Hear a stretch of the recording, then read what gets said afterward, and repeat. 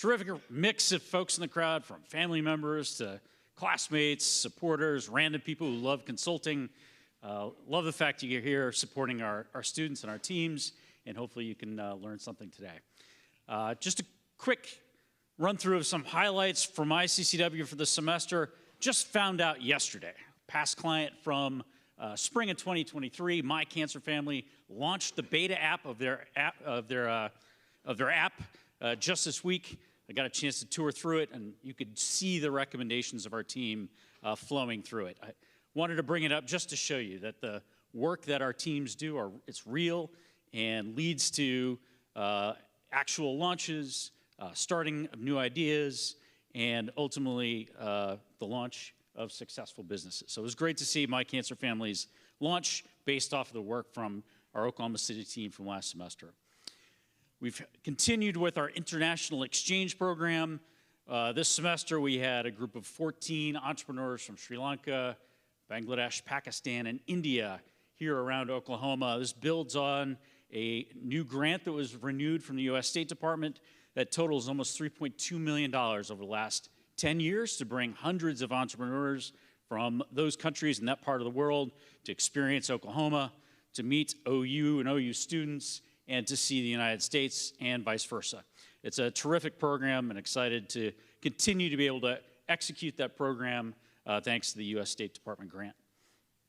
We also completed a cohort of our MIND program in Tulsa just a few days ago, concluding with the Global Entrepreneurship Week. We had 4 terrific nonprofits and social enterprises going through the MIND program, ultimately receiving funds as well as the knowledge to be able to help them grow their nonprofits in Tulsa.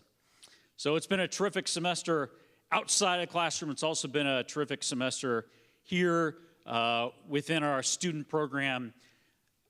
15 clients across over a dozen industries. A couple highlights: we've continued to build on our knowledge and expertise. I think this was our 3rd project related to climate credits and carbon credits. So we continue to build on that.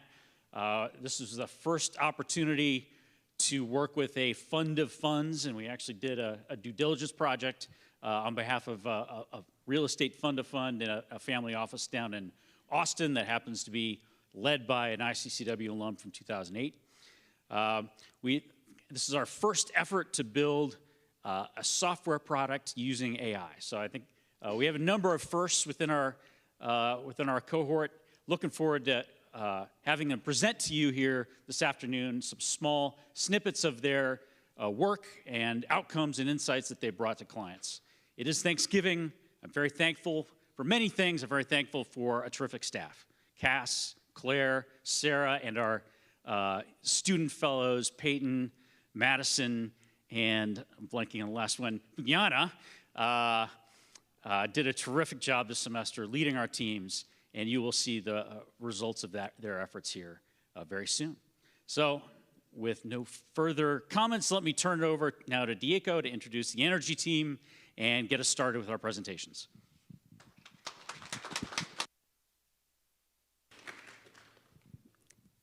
Good afternoon, everyone. My name is Diego Adebakin, and I've had the privilege of leading the energy team this semester. Working with I-CCEW this semester has been extremely meaningful and rewarding because I got to work with 4 of the most balanced, hardworking group of people I have ever been with. I'd like to thank each team member individually. Sunny, thank you for living up to your name and coming into every meeting with so much positive energy, and that definitely affected the team dynamic. Sarah Kate, I'd like to thank you for being such a well-rounded individual. This semester alone, Sarah Kate went to about 30 birthday celebrations. Yet, she came with some of the best insights that guide some of our key recommendations to our clients. I'd like to thank Trace for being our very own in-house financial genius and mini golf champion.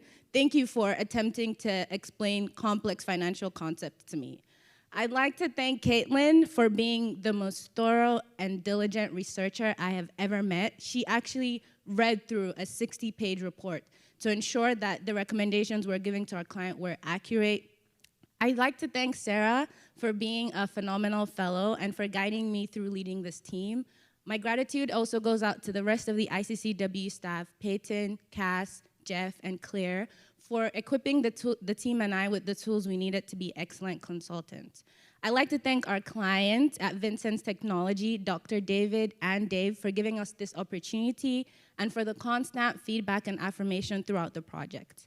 This is an exceptional group of people that have done excellent work this semester. And with all that being said, I present to you the Fall 2023 Energy Team.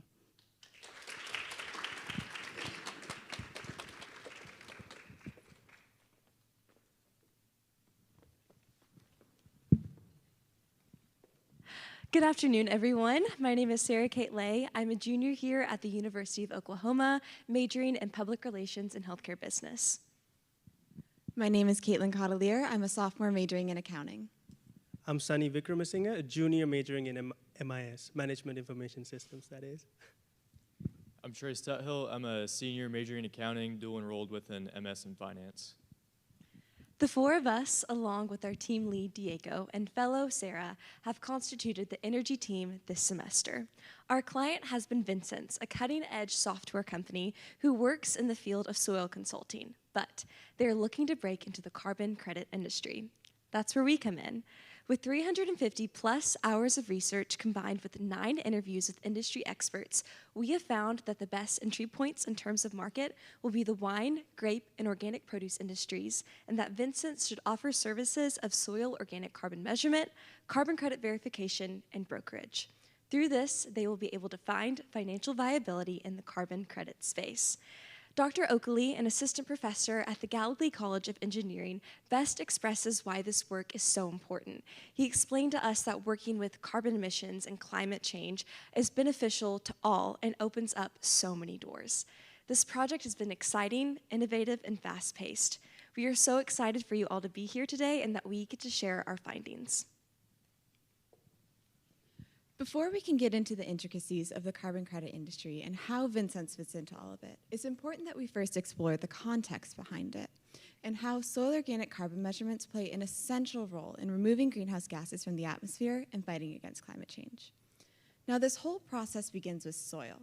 Soil is composed of 4 key parts: mineral matter, water, air, and SOM, or soil organic matter. Now, despite SOM making up the smallest component of soil, it is the most important for what we'll be discussing today, because from SOM comes SOC, or soil organic carbon, which is what we're measuring in the carbon credit industry. The carbon credit industry is based on the premise that through SOC, it's possible to pull greenhouse gases out of the atmosphere. Because of this, 1 carbon credit is equivalent to 1 ton of carbon dioxide removed from the atmosphere. These credits sell, on average, for about $60 a piece, which means that just 1 acre of soil has the potential to yield up to $5,505 in carbon credit revenue. Through the establishment and identification of 3 key metrics, those being market entry points, financial viability, and service offerings, we knew that we would be able to answer our guiding question from the semester. How do we ensure that Vincent's successfully and effectively transitions into the carbon credit industry? Through our research, we have found that the wine, grape, and organic produce industries are best in terms of market entry point, that Vincent's will be able to find financial viability through the new service offerings that they will be able to give to their clients, and that those service offerings should include soil organic carbon measurement, carbon credit verification, and brokerage. Calculations using the most current market values and averages have led us to these projected carbon credit market values of $1.3 billion for domestic wineries and vineyards and of $128 million for the organic produce industry here in the United States. All of Vincent's current clientele are either wineries or vineyards, which is why we recommend in this transition that they first start by offering these new services to current clients, continuing to establish themselves in this industry before progressing on to other markets. Both grapes and the top organic produce sellers, which are berries, are perennial crops, which means that because of the farming techniques that are used, these crops actually have the ability to hold on to more carbon in the soil. That increased carbon sequestration, eventually leads to a better crop yield and crop quality, demonstrating that Vincent's services are beneficial in a variety of ways when it comes to adding to their clients' ultimate revenue streams. Furthermore, the projected growth rate for domestic wineries and vineyards is 6.8% every single year from now until 2028, and the organic produce industry has a growth rate of about 8.3% on an annual basis from now until 2028. Finally, when you take into account the consumer makeup of both of these marketplaces, you see a real concern in terms of the environment. And these consumers have shown an inclination that they are much more likely to purchase from brands that use sustainable methods and really focus on carbon neutrality. As for Vincent's business model, we've come up with a comprehensive model that divides Vincent's market transition into 3 key phases. These are the current capabilities phase and our recommended 2 expansion phases, the certification expansion and the brokerage expansion. Regardless of the phase, you'd notice that Vincent's and their clients have a one-off interaction where Vincent's is paid in exchange for their services. First of these services is the accurate soil organic carbon measurements and the recommendations on how to increase these levels. This is facilitated through the current capabilities phase, where Vincent's interacts with soil scientists and soil laboratories to get these measurements and the recommendations that are then kicked back to their clients.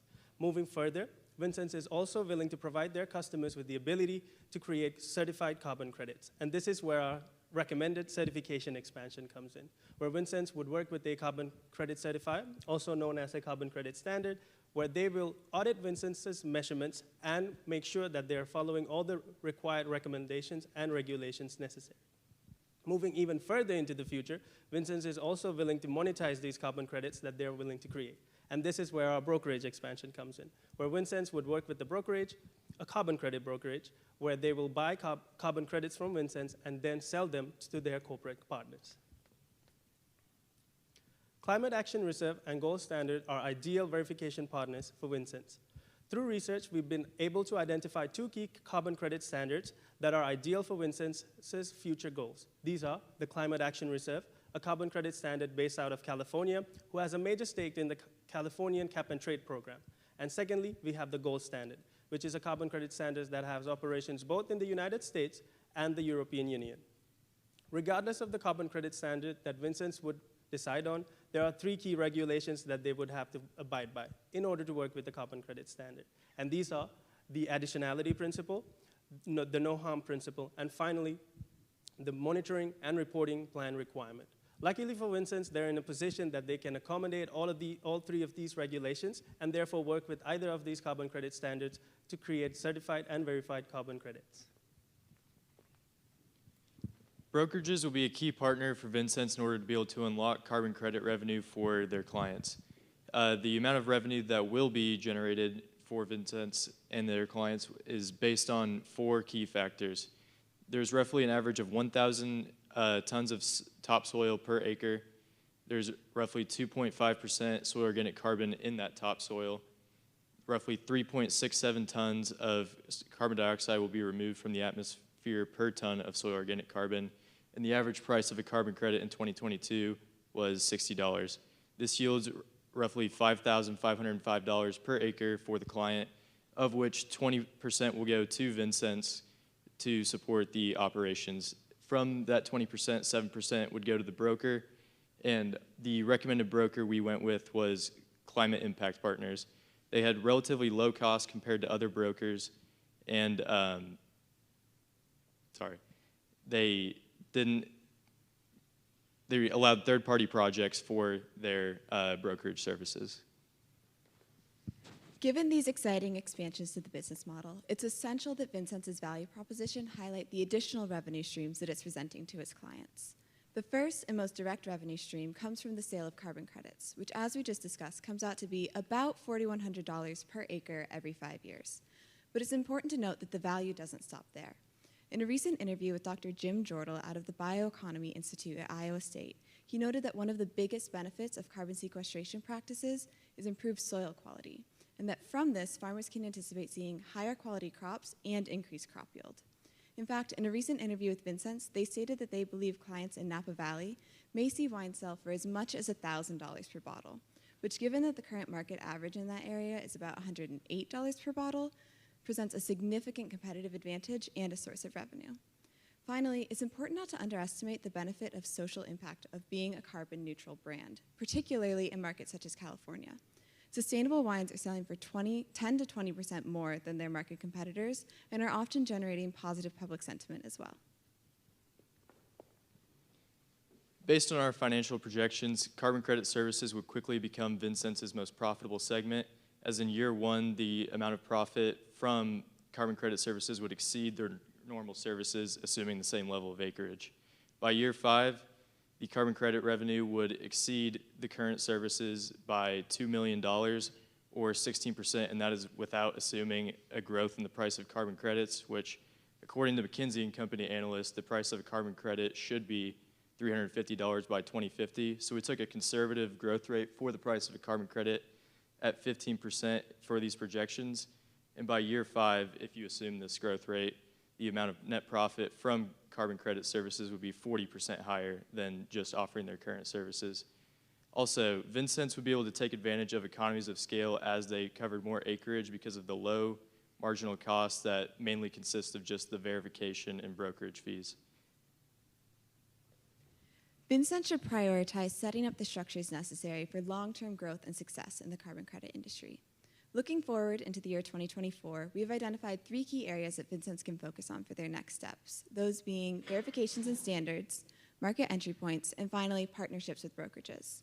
For verifications and standards, Vincennes should get started early in 2024 selecting which specific standard they'd like to work with so that they can go ahead and meet regulatory compliance and begin processing those client projects by the end of 2024. For market entry points, Vincennes is already doing a really good job in advertising their SOC services to existing clients in the wine industry.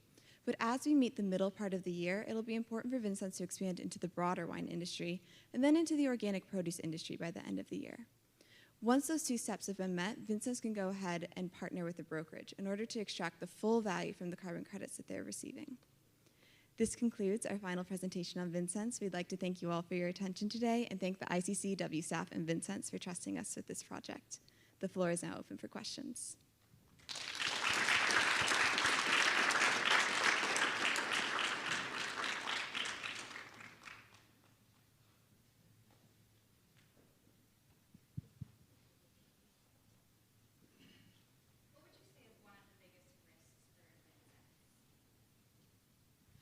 Absolutely. So the question was, what is one of the biggest risks for Vincennes?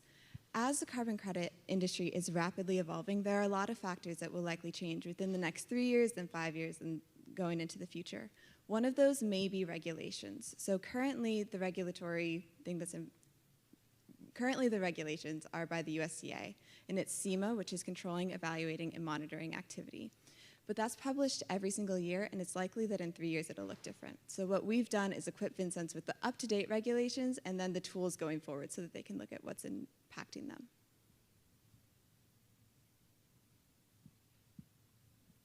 Should they be agnostic with the compliance groups that they work with? Why pick one? That's a great question. So the question was, why should they pick one?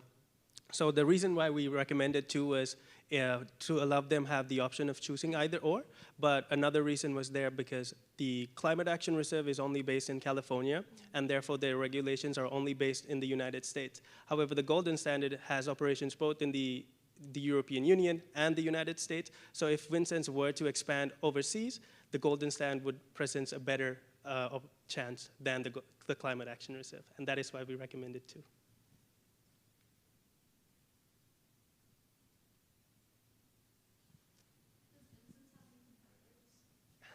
That is another great question. The question was, is there other competitors for Vincennes? At the moment, the answer is no, because Vincennes has a multitude of services in the carbon credit industry, like measuring and then creation of carbon credits and the brokerage. None of the other competitors offer all 3 of these services. Therefore, at the moment, they have no direct competitors. We have time for just one more question.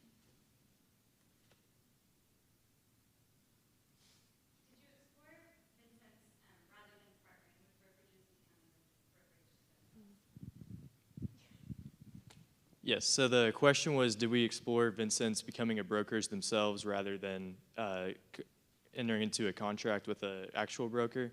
So the reason we decided to enter into these partnerships is because with the uncertain regulatory environment, We didn't want Vincennes to be in control of both issuance and selling the carbon credits. So based on our predictions for the regulatory environment, we believe that that is something that is very likely could be illegal soon. And so entering into these contractual relationships with brokers and standards allows us to avoid that.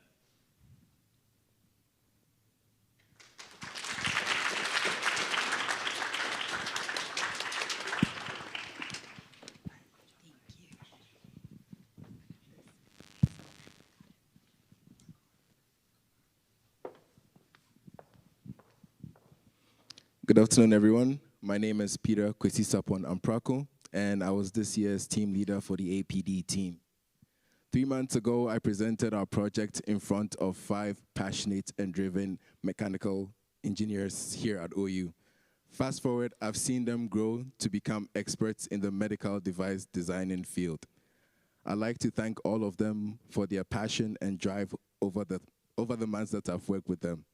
I'd like to share some stories about each of them so that you know just how amazing they are. Celine turned 1-pagers into 5-pagers. She always came to meetings with about 3 to 5 pages of well-researched and analyzed information that helped to push our project forward. Adesh, he has connections everywhere that there's a 3D printer. He was able to print all our prototypes in time, which allowed us to test our designs and make improvements on them. Bonke. If numbers and finances were music, I would say Bonke would be Hans Zimmer.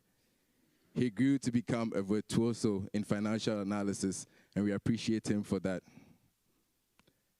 If you go to Heyday and someone has set the highest record for the strongest kick, you have Kamso to blame.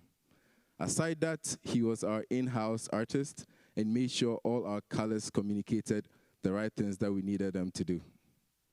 Luke, he made me believe that engineers are capable of getting up before the sun. Aside that, whenever there was rain or bad weather, he came to our rescue and picked all of us up from our houses. I'd like to thank my fellow, Peyton Neelis, for meeting with me every week and putting up with me thus far. I'd like to thank the I-CCEW staff and management for giving me this opportunity. And I'd like to thank our clients who met with us every 2 weeks to guide us and make sure that we were on the right path. I won't take much of your time. I'd like to introduce the APD team.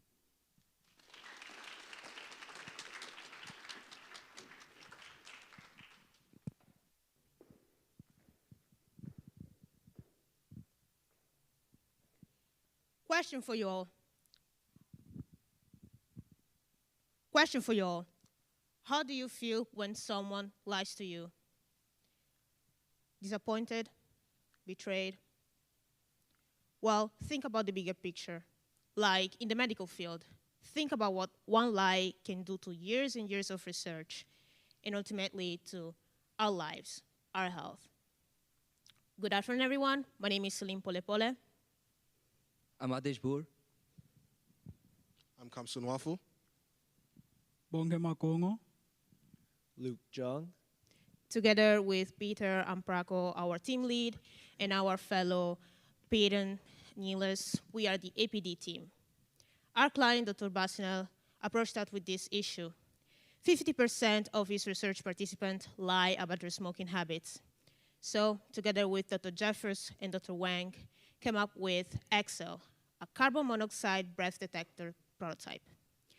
The APD team goal was to further improve on the already existing prototype by investing 50+ hours prototyping, interviewing research experts, surveying 30+ researchers in the tobacco field, and contacting 10 manufacturing industries internationally and nationally.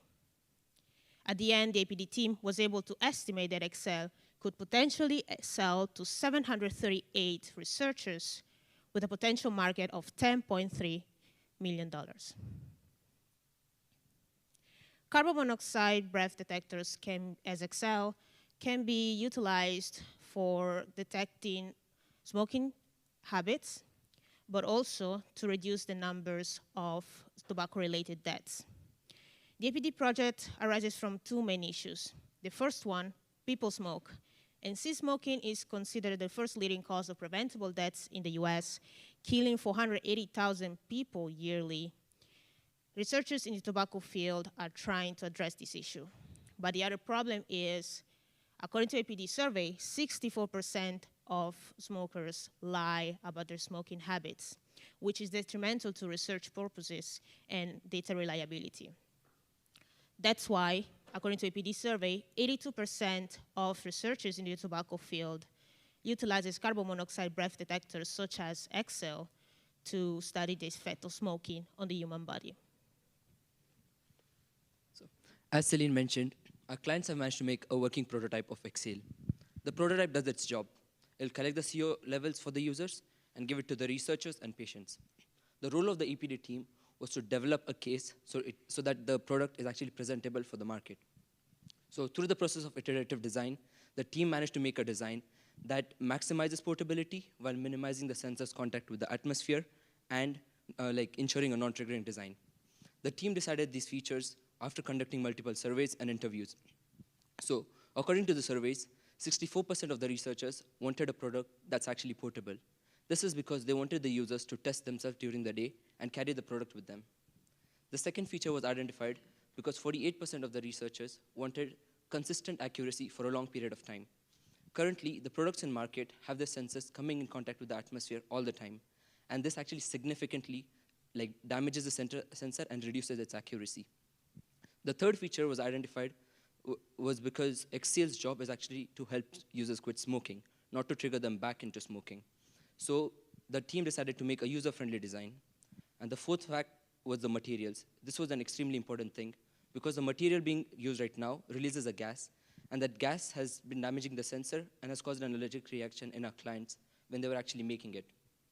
So after considering all this, the team actually finally made the prototype. Celine, I gave you the prototype before the meeting started. Do you still have it? Sure. Yeah, I'm pretty sure I gave it to you. Forgot about it. There you go. So this is the prototype. She already forgot that it was in her pocket. This just shows how portable this thing really is right now.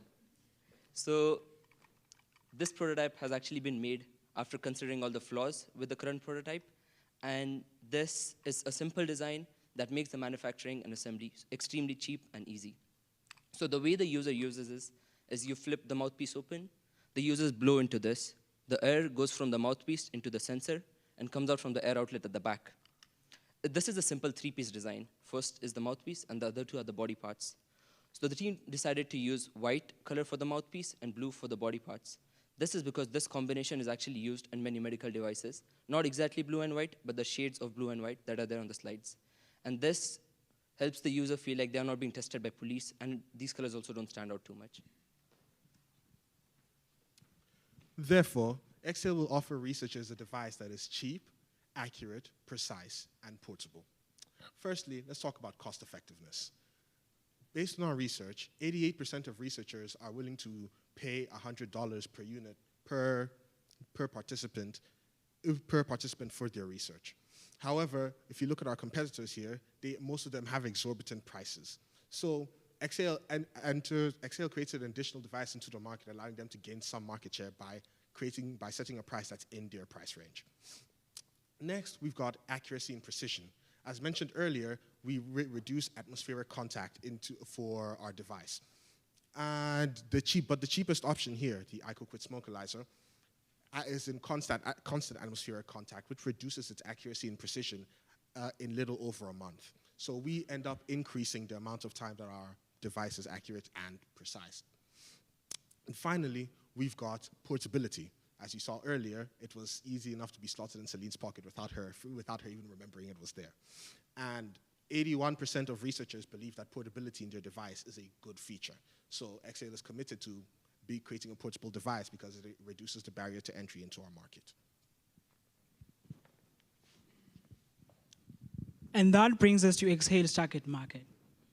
The CO detector can enter the medical research industry, serving 738 medical researchers, which has a potential market value of $7.7 million. So the market analysis started with about 5,073 active smoking cessation studies, with only about 838 of those studies funded by NIH. NIH was chosen for the sake of analysis because of its robust and trusted published data.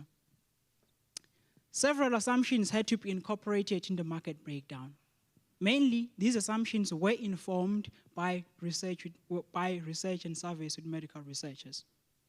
One assumption being that about 88% of the researchers funded by NIH will initially be interested in purchasing the device. Secondly, that each researcher conducts about 2 studies per year, with each study having 70 participants.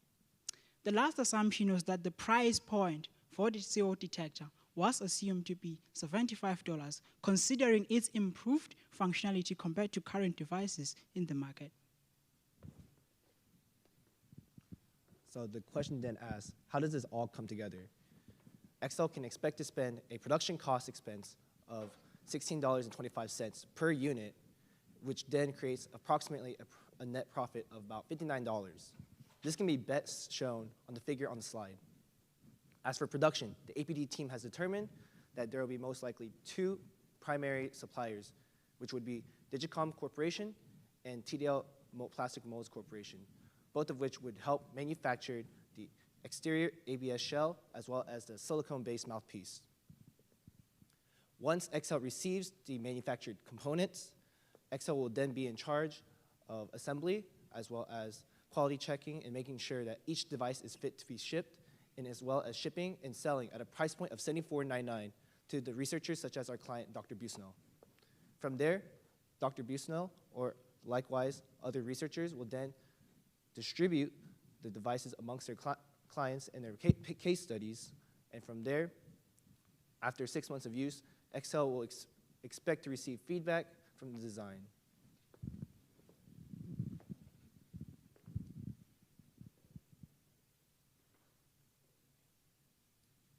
Exhale will see a steady growth in revenue, which will always surpass cost, generating about $841,000 overall profit in the first 5 years of operation, with about 27,300 devices sold. A 5% growth rate of sales was assumed, mainly because it aligns with the typical growth rate seen in most medical devices currently in the market. As you can see in the screen, the graph shows both the revenue and the cost expected to be incurred by Exhale in the first 5 years of operation.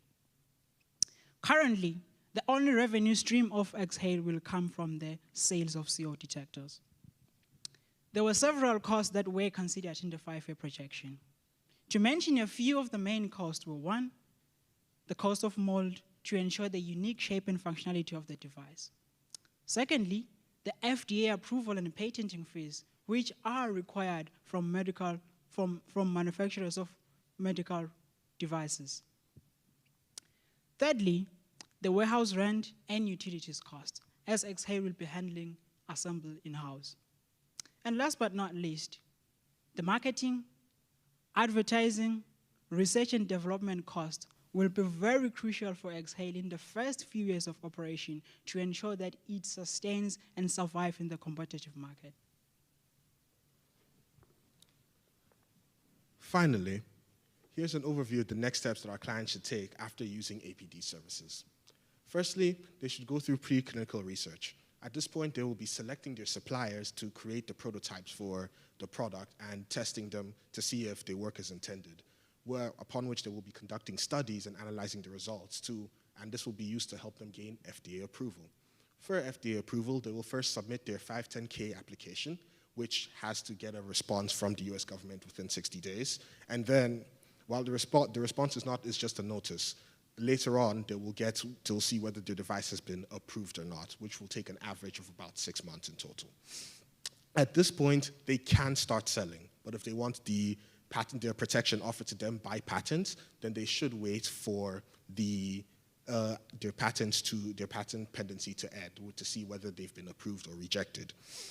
And during this time, since they've been approved by the FDA, they can start setting up their getting their office space, getting their warehouses, hiring their employees and designing their websites and everything else they need to do to make sure that they can start their business operations. That is the end of our presentation. Thank you very much for your time, and the floor is now open for questions.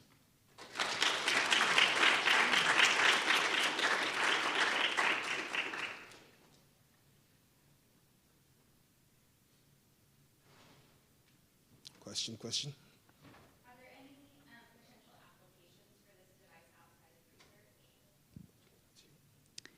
research? So the question was, are there any application of the device beside medical research? So firstly, to answer your question, the scope of our project was focusing mainly on medical researchers. That's where we did extensive research. But besides that, we did not stop there, because our client was also looking and expanding into law enforcement, which this device would be useful. And from our own research and findings, we figured that the mining industry could really use this device mainly because miners are exposed to carbon monoxide, which is a very toxic chemical, and they have to take measurements every now and then, and for them, it's a matter of life and death. Question?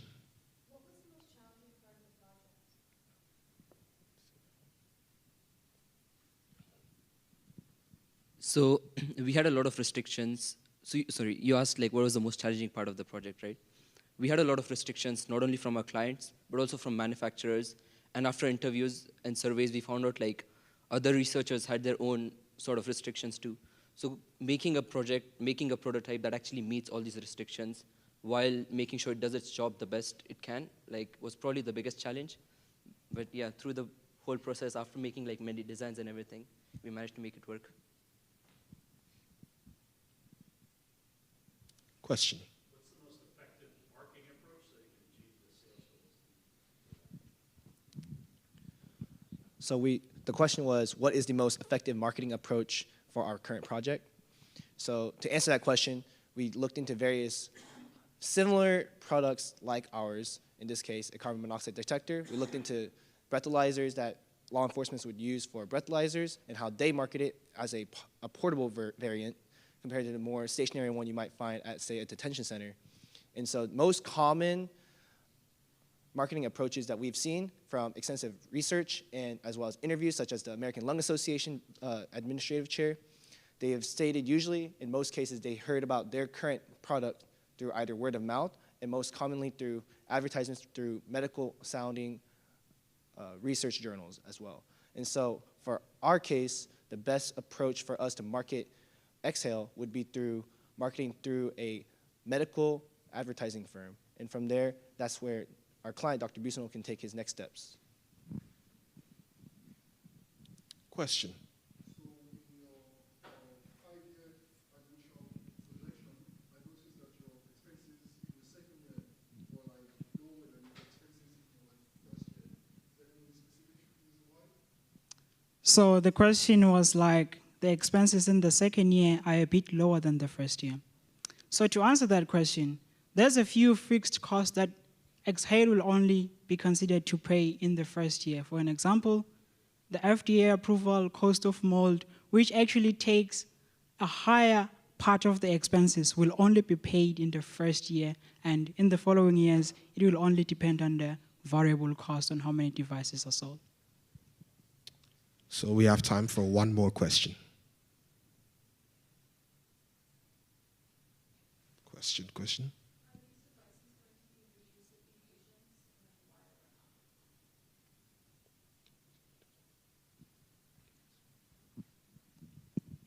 So the question, if I heard it correctly, will the devices be used amongst patients or be reused after the 6 months use? So to answer that question, the reason the 6 months was mentioned was because the sensor itself, the carbon monoxide sensor, has an average lifespan about 6 months before the accuracy of the reading starts to deteriorate. And so that's why in our project case, and after many interviews with our client, he intended it, instead of having a rechargeable variant, which did look into, he did mention and express only wanting a disposable version at this time point. But perhaps later on, if there is a more accurate version of our current sensor and a more improved design. It is definitely something that our client can look into, and we did look into other rechargeable ports and modules that our client can look into through our suppliers that mentioned.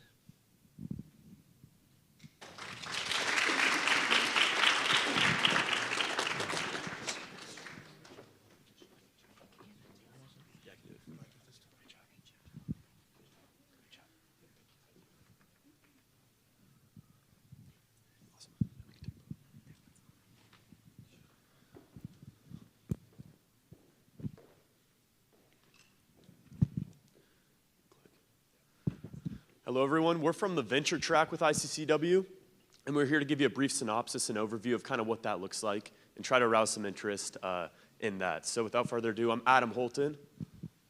I'm Marcus Eulig.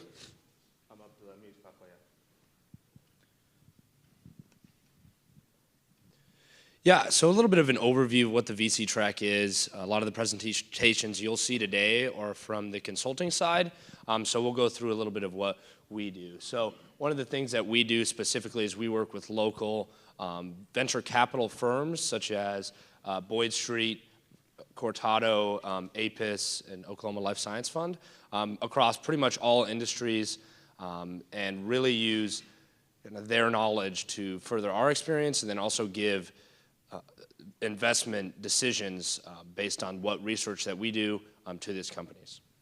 Yeah, so it really differs from the consulting track in two main ways, one being structure and the other being workflow.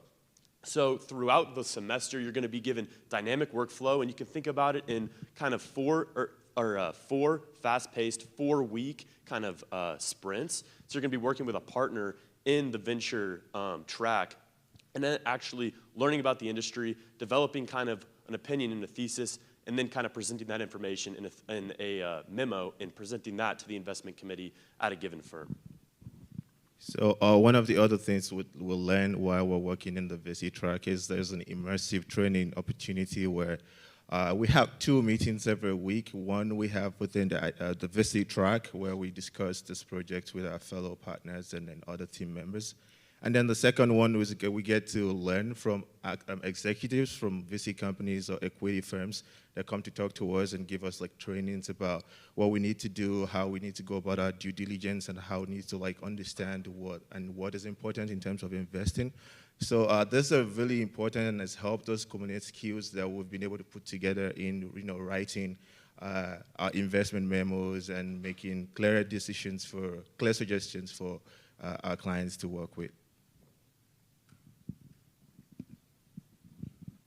So some of the projects we've been working on this semester is we're looking at, again, Vincent's is coming as a second client this time around, but they're looking to seek a Series A funding through Boyd Street Venture, where they're trying to further expand on their ag tech technology, which is basically using some remote sensing and machine learning to help understand or improve productivity and profitability of grapevine. So we've been working with Boyd Street Venture to diligence this company to see how the technology fits into the market, what are some of the barriers to entry, what are some of the risks, what are the opportunities for investment in this particular company.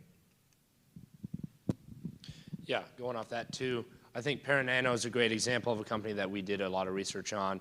It's a medical device company that has patches that detect infections earlier than they would if they had to kind of go off the basis of just, is it hurting, is it kind of turning a different color? So it has an early detection there, which is great for a lot of uses, especially in nursing homes, in the military, and we did a very in-depth industry analysis with both of those, got to talk to professionals, as he said before, is that's the main reason and the value add that we can provide these VC companies is our network as I-CCEW and then our network within the VC world as well.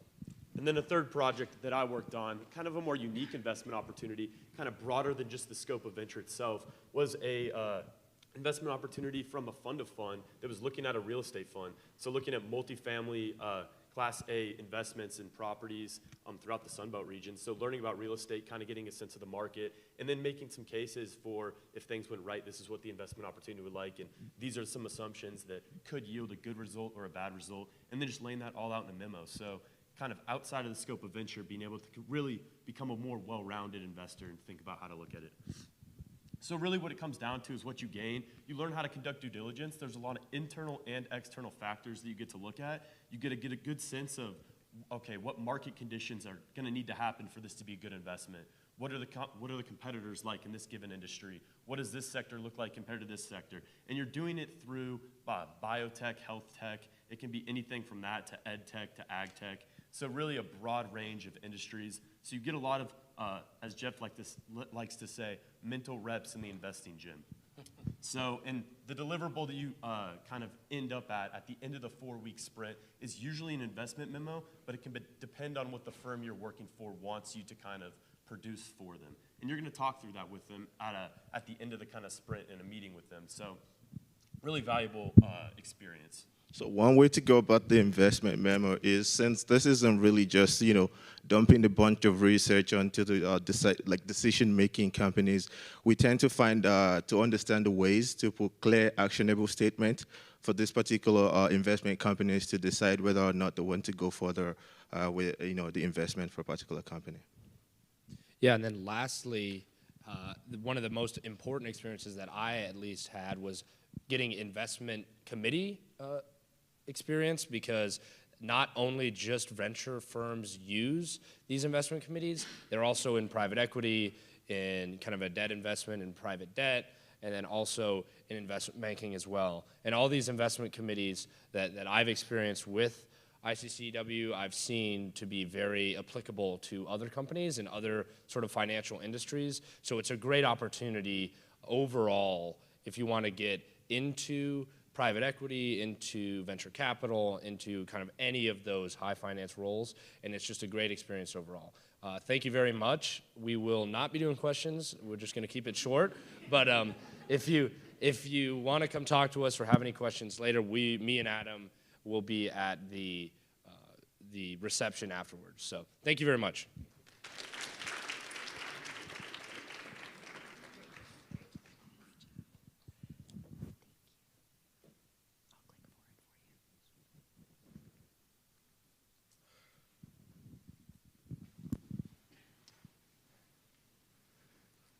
Good afternoon, everyone. This semester, I have had the honor to serve as Oklahoma Funding Accelerator Team Lead. And a little bit about OFA, it's a little bit different than the consulting tracks that you have heard from and will hear from today. Each consultant works one-on-one with a startup or nonprofit to develop a plan for market entry or market expansion. They've done a lot of great work this semester, and I'm super excited to get into it. But before that, I have some thank yous to go through. First, I'd love to thank Sarah for putting up with me every single week at our one-on-one meetings. Even when a few times I had a lot going on and had to reschedule, it was always really smooth, so thank you for that. I'd also like to thank the rest of the I-CCEW staff and our respective clients, Arbit, Parent Promise, Philbrook, and SkinCheck for making all these projects possible. And with that, I would like to also thank my team members for being the best team I could ask for this semester. It's been a ton of fun working with them, and I would love to introduce them to you all. First up, we have Demi. Demi is a junior majoring in computer science, and kind of like with this project, he always came to the meetings with the best outfits out of all of us, which is fitting considering he's talking about streetwear. And his ability to remain calm and collected with a lot of change throughout the year was very showing. For example, we had some scope changes, some business model changes, and his ability to just be like, all right, let's get to work and get it done was really, really impressive. Next, we have Jennifer. Jennifer's been working with Parent Promise this semester, and Jennifer was a great team member throughout the entire semester. Super positive energy, gave us our unofficial nickname, the Pookies, and really led, just always poured into the meetings and was very positive and very fun to be around and had a lot of energy. Next, we have Ashlyn, who is one of the most positive team members of the year. I kind of knew it would go that way from the very first day after boot camp. So after boot camp, we made the group chat, and I just named it like OFA 2023, just something generic. And then Ashlyn like spiced it up with a whole bunch of emojis, and it was super fun and really set the tone for kind of how the team would work that semester. So Ashlyn, thank you for that. And lastly, we have Vineet. And when Vineet has the ability to work under pressure, the best I have seen so far. For example, I think he did about 5 informational interviews last week to really lock down some business model and provide high quality recommendations. And he also brings a ton of energy to our meetings. I've never seen someone bounce a volleyball all over the place while also giving an accurate depiction of their one-pager until this semester. And once again, I'd like to thank everyone for being here. And with that, I will pass it off to the team to introduce their projects and talk about them.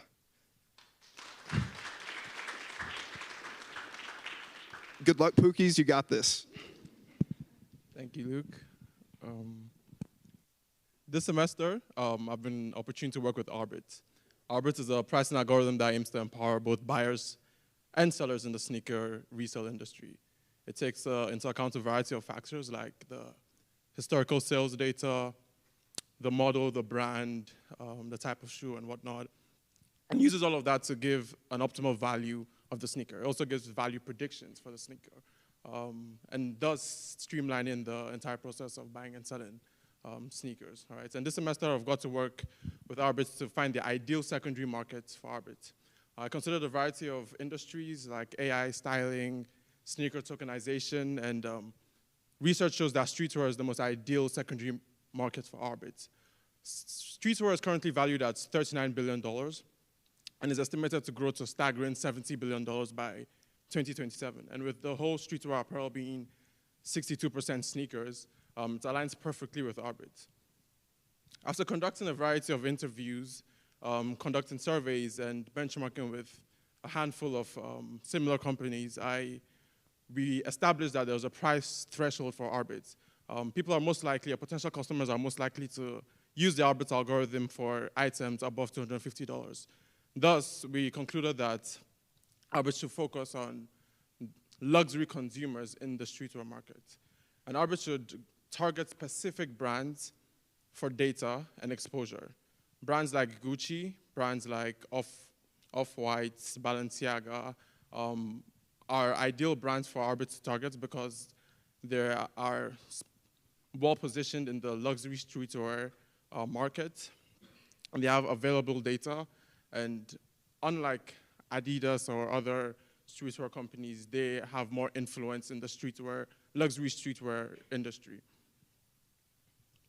So this is the business model for Arbit.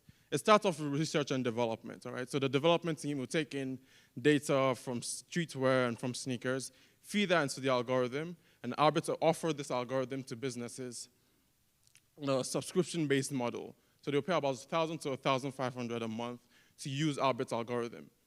Arbit also use advertising and branding for about $1,000 to $3,000 a month for moderate exposure, and also gets a revenue through ads on the streetwear platform. So to give you an example, like GOAT or StockX would use Arbit's algorithm because they would want to have or know when best to buy the next set of Gucci sweaters or jackets, something like that. And Arbit will give you the best price or give you when the price will be best for you to buy or when it will be best for you to sell as well. So as I said before, the costs involved are research and development and advertising and branding. Advertising and branding being $1,000 to $3,000 a month, and research and development being about $200,000 a year, because Arbit have to employ skilled individuals to work with the algorithm and gets data for the algorithm as well.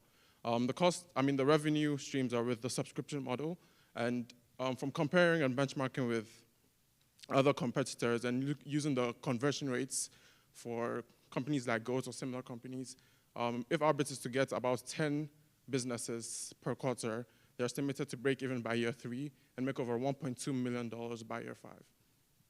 So with all this, Arbit's next step is to reach out to the client, the targeted clients, to get data and exposure, integrate streetwear into its already existing sneaker model, and start advertising mainly through social media. Thank you very much.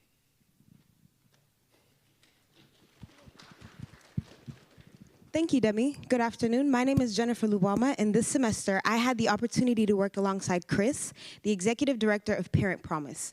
This is a nonprofit organization that is based in Oklahoma City and works on supporting families by strengthening them through education and support.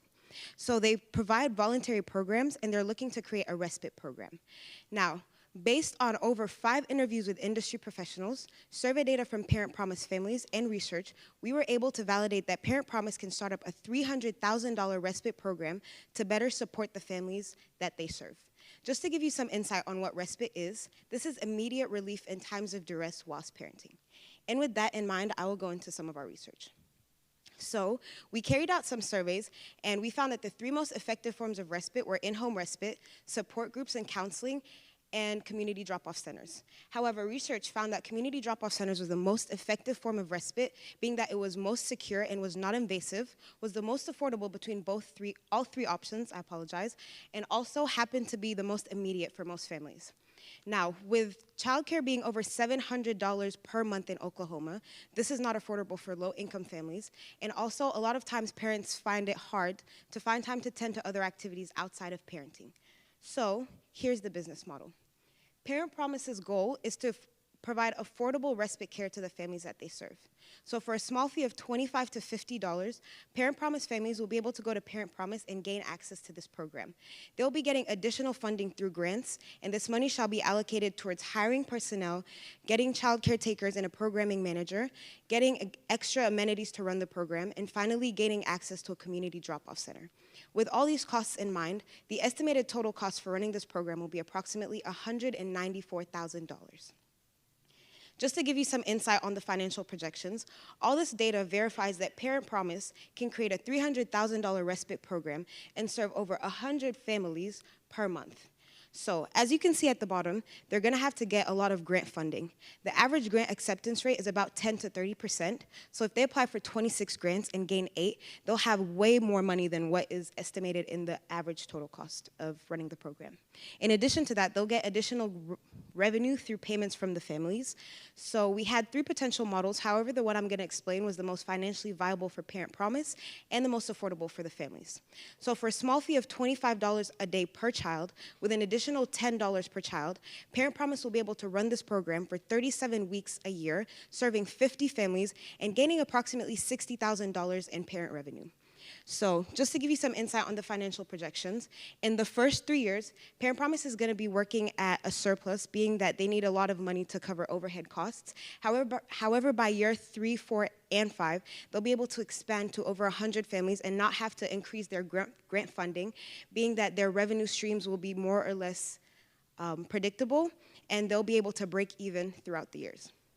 So, with that in mind, Parent Promise needs to start applying for grants, building partnerships with community centers, and begin building the business model. And with that, I'll hand over to Ashlyn.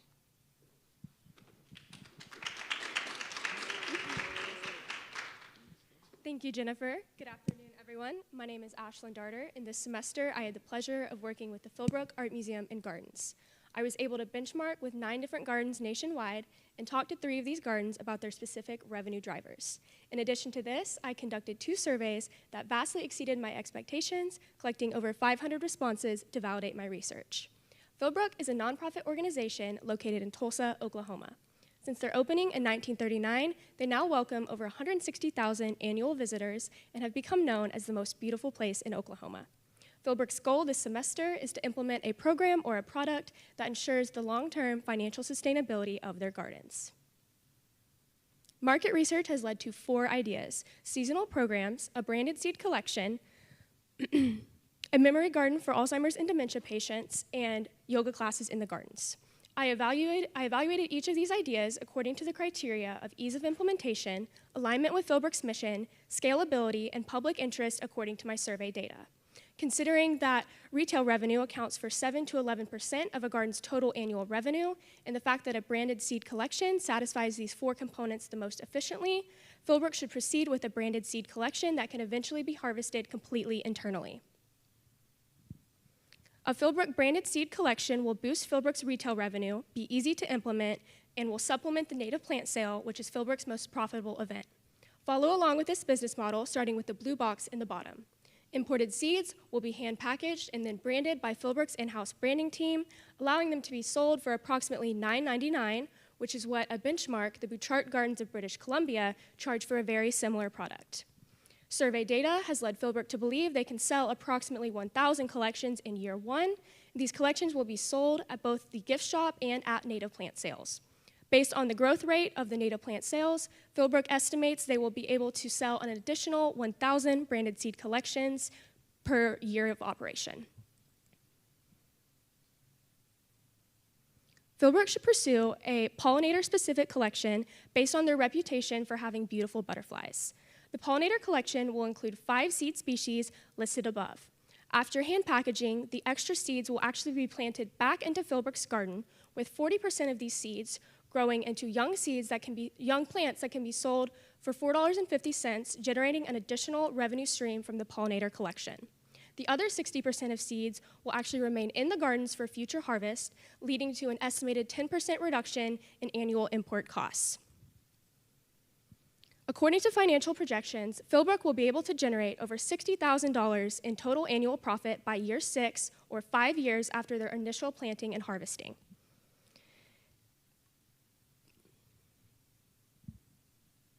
These seed collections will be, excuse me, in year 6, these seed collections will actually be able to be halfway produced by Philbrook, and so therefore they're going to cut their costs down by approximately $1,500. And in year 1, they're actually going to break even, therefore little investment is required for the pollinator collection. Moving forward, Philbrook will be able to officially launch the pollinator collection and begin to expand its reach. It can do so by specifically developing a packaging design, as well as actually importing the first round of seeds, followed by hand packaging and distributing these seeds to the gift store and native plant sales, and finally, marketing and advertising these seeds on both social media and eventually to the city of Tulsa as a whole. Thank you so much for following along. I've had an absolute blast working with Philbrook this semester, and I'll now pass it off to Vineet to wrap up our OFA presentation.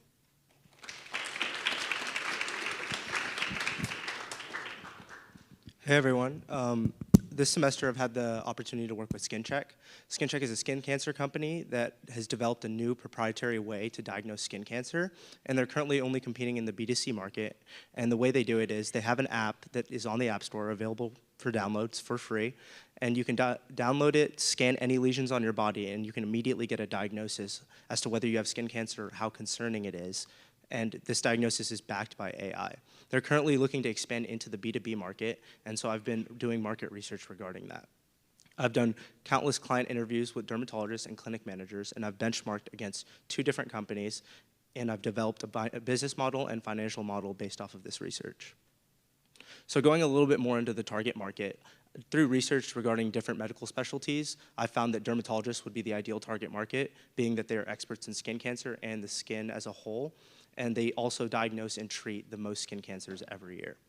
Additionally, I've talked to clinic managers who've informed me that this could be used as a way of improving client lists and boosting patient lists for dermatologists.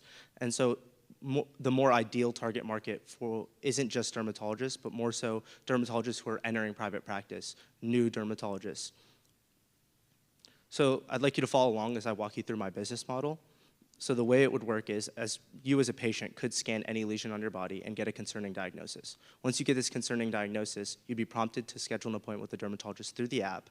And once you've scheduled that appointment, those scans would immediately be sent over to the doctor, and they'd be able to review them and confirm the diagnosis and bring you in if necessary. And so through interviews, we've determined that for this, a $25 flat fee should be charged to the doctor upon that interaction between the patient and the doctor. Based on financial projections, SkinCheck can actually achieve over $250,000 in revenue by year 5 by working with less than 3% of dermatologists in America. So we know that through research that there's 12 to 20 patients that come in to private practices per month. And SkinCheck, with a user base of over 80,000 people, is confident they can bring in 3 people per doctor that they partner with. So starting in year 1, they should contact 0.5% of dermatologists in America and attempt to get that many on the app. Keeping this estimate really low is important because if they can't match people with patients, they lose their value proposition and they wouldn't be effectively delivering patients to the doctors. Moving forward, SkinCheck should make user interface upgrades to reflect the business-to-business market, having dermatologists listed on the app, additionally having a way for patients to list the insurance that they have so that they can connect with doctors that actually that work with their insurance. And additionally, they should continue to boost their B2C market because their B2B market will be reliant on how many patients they have to connect doctors with. Now that you've had the chance to listen to all of our presentations, we'd like to open up the floor to questions.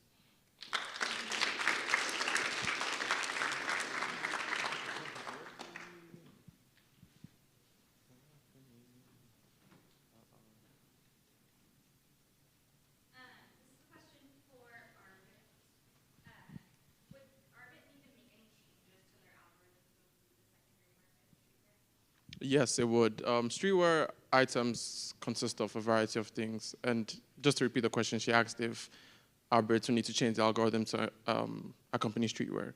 So streetwear does include a variety of things like shirts, trousers, accessories, and so forth. And Arbit's already existing algorithm considers just sneakers, right? So what it would need to update its algorithm to accommodate the diverse products in the streetwear industry. Thank you. Yes.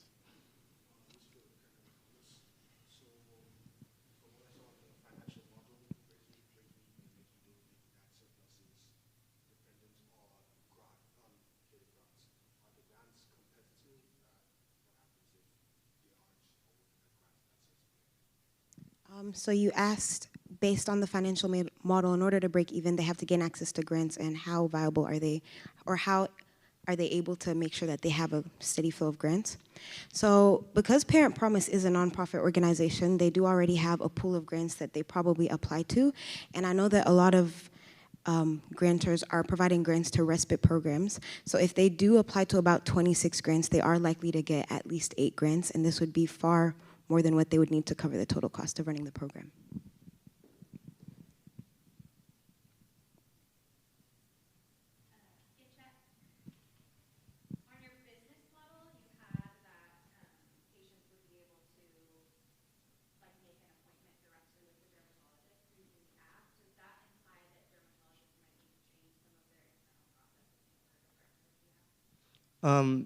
So you want to know if dermatologists would have to change any processes to work with the app.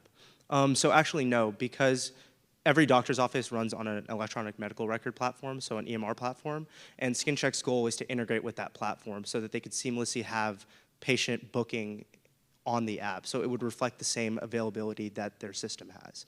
So if a patient were to scan a lesion and they want to work with a dermatologist, they could book an appointment and only the available appointments that are in their system would be listed. SkinCheck, what guarantees would you have for users saying that you tell everybody they have a probability they will have skin cancer, so you charge $25 for everybody? Okay, so you want to know what guarantees SkinCheck can give that they're actually giving the right diagnosis out? Okay, so SkinCheck, through testing, has determined that they're 85% accurate, which is on par with dermatologists, expert dermatologists, and they're currently seeking FDA approval. So currently, if you do get on the app, the diagnosis would be, it's probably concerning. It might be this, but that certainty will come after FDA approval, before they expand it to the B2B market. Follow-up question. Of course. The question I have is, she had a question about, is it working with one dermatologist, one app, or do I have a choice of dermatologists in the app itself I can still do? You'd have a choice of dermatologists, so dermatologists in your area would be listed. Go ahead. Philbrook, can you talk about the results of the initial sale?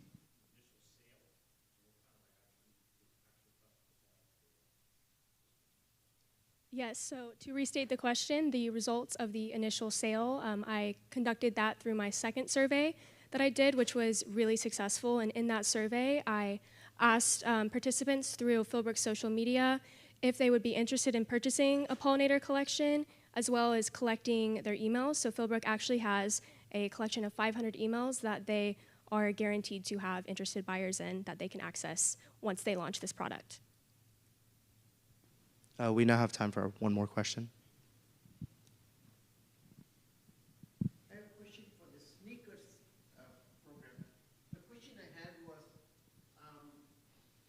there a big secondary market for used sneakers? And the question I have is there are a lot of shops in big cities, they do sell used luxury goods as part of sustainable fashion. So can you comment on that? Yeah, so your question was asking if there's a big market for sneakers and resale sneakers as well. And yes, there is a big market for it. A lot of these companies, Nike, Adidas, are now trying to enter into this market. In April, for example, Nike just opened a new segment where they try to resell their own products, right? So it is a very growing industry, and Arbit's value to that industry is just showing both buyers and sellers the optimal value of whatever sneaker they have, and also showing value predictions as well.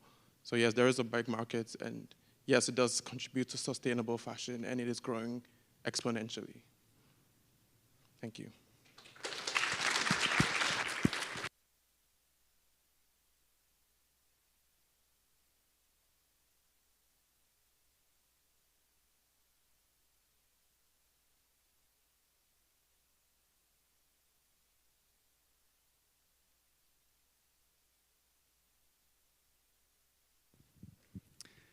Hello, everybody. I'm Blake Winchester, and I'm with the OKC team. I'm the team lead this semester. Unfortunately, my team members couldn't make it today, but I'm going to give you a brief overview of our project and what we've been working on this semester.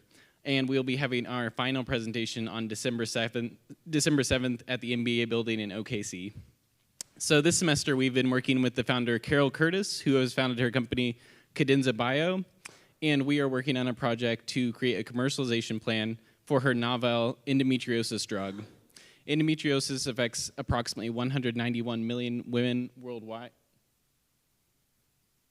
Approximately 191 million women worldwide. So this is a pressing issue with about 5 to 10% of women being affected by this disease, which often causes pain and is a leading cause of infertility.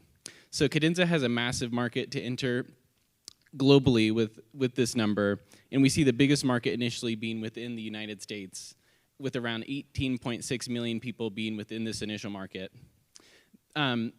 We also see them targeting stages 1 through 3, so the less severe cases, and this will probably be their initial market as they enter clinical trials. We also see global opportunities for the company to grow through the Asia-Pacific region, which is growing rapidly at around 15% per year in the endometriosis market. And we see opportunities for them to enter Europe and maybe have partnerships over there with a massive amount of research funding.